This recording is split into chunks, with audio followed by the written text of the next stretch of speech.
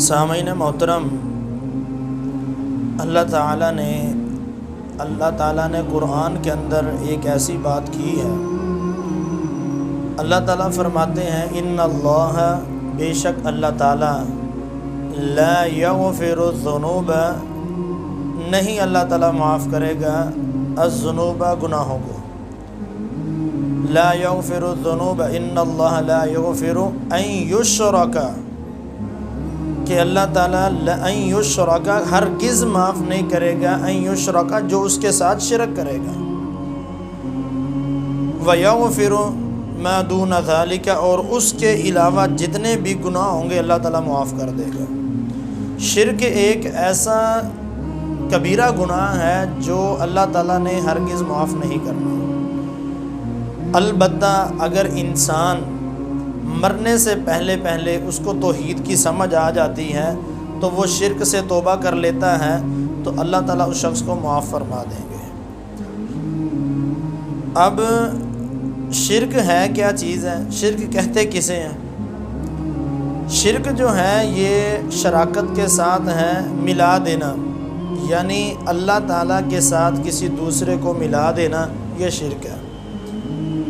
اللہ تعالیٰ پوری کائنات کا الہ ہے، پوری کائنات کا معبود برحق ہے، اگر اللہ کے علاوہ کسی دوسرے کی عبادت کی جائے تو یہ شرک ہے۔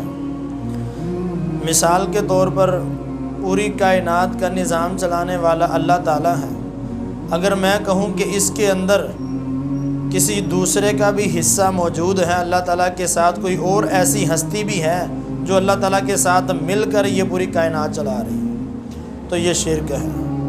میرے محترم بھائیوں، شرک اللہ تعالیٰ نے ہر صورت میں معاف نہیں کرنا۔ اگر انسان ایک ذرے کے برابر بھی اللہ کی ذات کے ساتھ شرک کرے گا نا تو وہ بندہ جنت میں نہیں جا سکتا۔ اب ذرہ کسے کہتے ہیں؟ ایک دیوار ہو نا، دیوار کے اندر چھوٹا سا سوراخ ہو، اس میں سے سورج کی شعاعیں آتی ہوں، ان شعاؤں کے اندر اگر آپ کو چھوٹے چھوٹے جو ذرات نظر آئیں گے نا، ان میں سے ایک ذرہ آپ لے لیں، اس کو ذرہ کہتے ہیں۔ تو اس ذرے کے برابر بھی جو اللہ تعالیٰ کی ذات کے ساتھ شرک کرے گا نا تو میرے محترم بھائیوں، اللہ تعالیٰ اس ذرے کے برابر کیے ہوئے شرک کو بھی کبھی معاف نہیں کرے گا اگر آپ توبہ کیے بغیر فوت ہو جاتے ہیں۔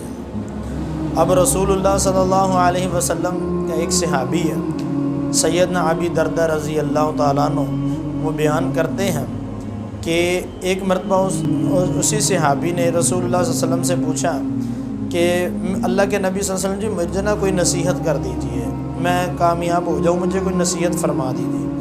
تو رسول اللہ صلی اللہ علیہ وسلم نے اس کو دو نصیحتیں کی تھیں۔ نمبر ایک کہ اللہ تشرک باللہ، اللہ کی ذات کے ساتھ شرک نہ کرنا، وَإِن قُطِعْتَ، اگرچہ تجھ کو کاٹ دیا جائے، وَحُرِّقْتَ، اگرچہ تجھ کو جلا دیا جائے، وَلَا تَتْرُكْ صَلَاةً مَكْتُوبَةً مُتَعَمِّدًا، فرض نماز کو جان بوجھ کے کبھی نہ چھوڑنا۔ دو چیزیں، ایک اللہ کی ذات کے ساتھ شرک نہیں کرنا اور دوسرا جو ہے وہ آپ نے فرض نماز کو نہیں چھوڑنا۔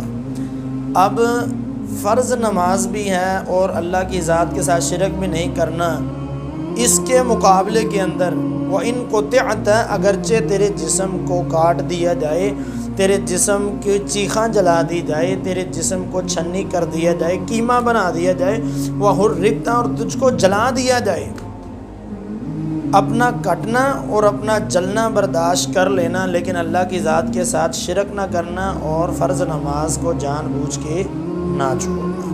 یہ دو چیزیں اللہ کے نبی صلی اللہ علیہ وسلم نے بتائی ہیں۔ تو میرے محترم بھائیوں، اللہ کی ذات کے ساتھ شرک نہ کریں، ٹھیک ہے؟ اور شرک جو ہے یہ ہر صورت میں اللہ تعالیٰ نے معاف نہیں کرنا، جو میں نے پہلے بتایا ہے کہ ان اللہ لا یغفر ان یشرک بہ، کہ اللہ تعالیٰ کبھی بھی شرک کو معاف نہیں کریں گے۔ اور شرک میں ہمیں یہ بتایا ہے کہ شرک جو ہے اللہ تعالیٰ پوری کائنات کا مشکل کشا ہے، ٹھیک ہے؟ اب کوئی ایسا شخص اٹھتا ہے وہ اللہ کے علاوہ دوسرے کو مشکل کشا کہتا ہے۔ میں نے یہ بات پہلے بھی اپنے بھائی سے کی تھی کہ دیکھیں، اگر اللہ کے علاوہ کوئی مشکل حل کرنے پہ قادر ہے، مثال کے طور پر اگر ایک شخص لاہور جاتا ہے، علی حجویری رحمہ اللہ تعالیٰ ان کے دربار پہ جاتا ہے تو وہاں پر جا کے کہتا ہے کہ آپ تو بڑی جو ہے نا پہنچی ہوئی ہستی ہیں، اللہ تعالیٰ کے ولی ہیں، تو اللہ سے ہماری درخواست کریں، جو ہے ہماری مشکل حل کریں، ہمارا یہ کریں۔ اگر تو آپ اس سے اپنی مشکل حل کروانے گئے ہیں، ان کا وسیلہ ڈال رہے ہیں، تو میرے بھائیوں مجھے آپ خود بتائیں، اگر وہ آپ کی مشکل حل کرنے پہ قادر ہیں تو مشکل میں ڈالتا کون ہے؟ اگر تو کہیں کہ مشکل میں اللہ ڈالتا ہے اور مشکل میں وہ نکالتا ہے جو اللہ تعالیٰ کا بڑا ولی ہے، وہ مشکل سے نکالتا ہے، تو اب آپ خود فیصلہ کریں ان دونوں ہستیوں میں سے اللہ تعالیٰ اور جو آپ کی مشکل حل کرتا ہے، ان دونوں میں سے اللہ کون ہے؟ ہم نے کس کو پکارنا ہے؟ آپ نے اللہ تعالیٰ کو کہاں رکھا ہے؟ آپ نے اپنے بزرگوں کو، ولیوں کو کہاں رکھا ہے؟ پھر میں رسول اللہ صلی اللہ علیہ وسلم کی حدیث کیوں نہ پڑھوں کہ اللہ تو شرک باللہ، اللہ کی ذات کے ساتھ شرک نہ کرنا۔ وَإِن قُطِعْتَ وَحُرِّقْتَ، اگرچہ تجھ کو کاٹ دیا جائے، تجھے جلا دیا جائے، پھر بھی اللہ کی ذات کے ساتھ شرک نہ کرنا۔